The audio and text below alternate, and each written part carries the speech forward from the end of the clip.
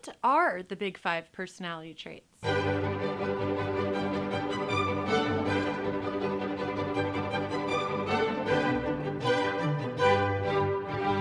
Hey everyone, Anita here, and welcome back to Top Thing. Today we are going to talk about personality. I was asked in one of the comments of my videos to talk a little bit about personality, so I am happy to do so. And if you have any psychology-related videos that you want me to make in the future, feel free to comment that down below. So let's get into the big 5 personality traits, shall we? Personality has been studied by renowned psychologists such as Robert R. McCrae, Paul Costa, Louis Goldberg, and many more prominent individuals in the field. Eventually, these psychologists settled on a top 5 to really focus on, and these have been widely accepted as the most prominent ones to date. When we dive into them, I'm not going to put them in any particular order, because really the order of these top 5 personality traits is up to you.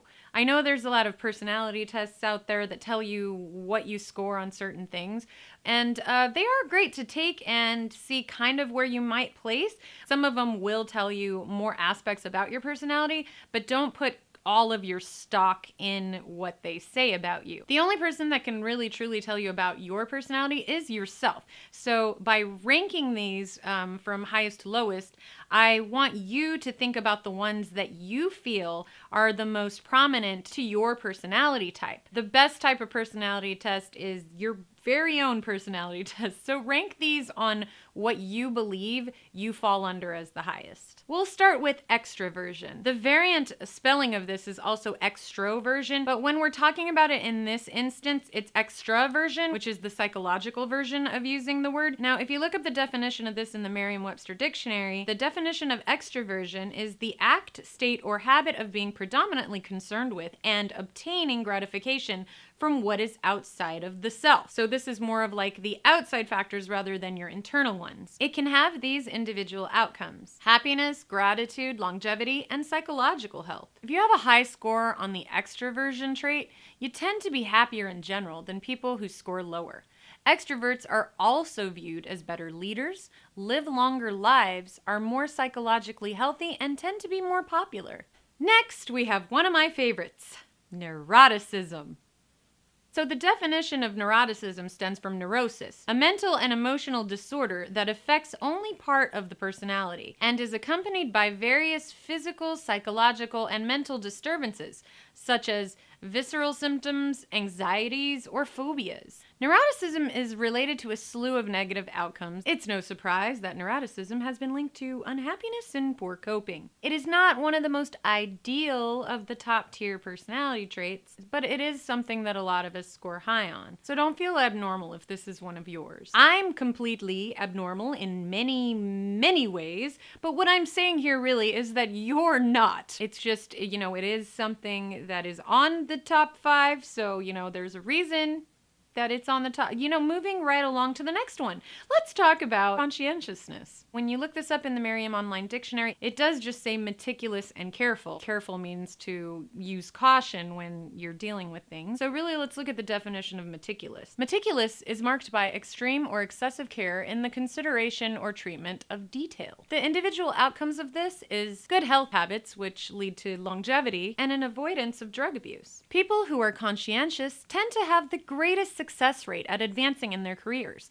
They are also better connected to their families and linked to having stronger religious beliefs. It is no surprise then that most of them are more conservative in their political views. Not all, just the majority. Also, this is my source for this information. There's also a textbook that I will link down in the description below, so if you want to see where I gathered some of this information, it's going to definitely be in the description. I will put all of the sources in the description down below so that you can research this and dive more into it. The next one is agreeableness. According to the dictionary, pleasing to the mind or senses, especially as according well with one's tastes or needs. This is linked to religious involvement, forgiveness, humor, heart health, which also will give you longevity, psychological health, and people who score higher on this trait have significantly healthier hearts than disagreeable people. They also tend to excel to top tiers in their careers, second to conscientiousness, of course. These individuals are also not as likely to get arrested. The last one is openness. Now, this is more talking about like openness to experience. When we're talking about openness,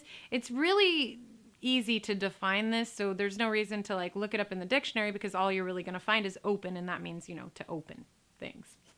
Openness to experience just means that you are willing to experience different things. Openness is related to forgiveness, inspiration, and substance abuse. People who tend to be more open to experiences kind of want to experience every little thing, and that includes what kind of effects that substances might have on their bodies. As opposed to conscientiousness, a higher score on openness results in individuals who tend to lean more on the liberal side. So those are the top 5 personality traits. Most of us just tend to have some of these as the very top personality trait, and there are a lot of things that we can figure out about communication styles and how we interact in general when we know which one is our predominant trait. So go ahead and try to order them yourselves and put that down in the comments below because I'm really curious to know what your order is. That's all we have for you today, and thanks for watching The Bright Side. Make sure to hit that like button and subscribe to the channel, hitting that notification bell to make sure you don't miss any uploads. I will see you later, Stargazer. Bye!